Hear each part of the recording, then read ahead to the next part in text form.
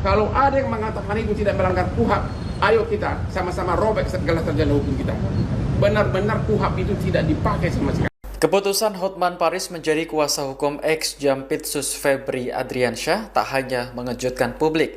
Putra sulung Hotman yakni Frank Alexander Hutapea bahkan mengaku kecewa dengan hal tersebut. Melalui akun Instagram pribadinya pada Jumat, Frank membagikan ulang sebuah narasi yang menyentil sikap Hotman Paris.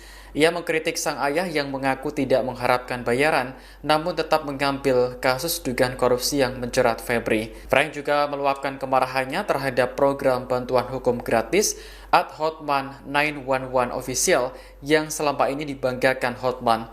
Sebagai sesama praktisi hukum, ia menilai akun bermoto pengais keadilan tersebut sudah melenceng jauh dari esensi kemanusiaan. Ia bahkan mendesak agar program bantuan hukum untuk masyarakat menengah ke bawah itu segera dibubarkan. Sebagai informasi, Febri Adriansyah telah ditetapkan sebagai tersangka dalam 3 kasus besar yakni terkait batubara PLTU, PT Asabri hingga PT Krakatau Steel. Perkara ini awalnya ditangani oleh Polri namun akhirnya dilimpahkan ke Kejagung.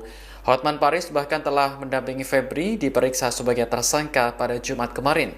Setelah pemeriksaan selesai, ia memberikan pernyataan terkait alasan menjadi kuasa hukum hingga kasus yang menjerat kliennya. Jangan tanya saya cari muka, saya tidak butuh uang lagi, saya udah kaya raya. Ya, dan semua klien saya konglomerat tanda semuanya.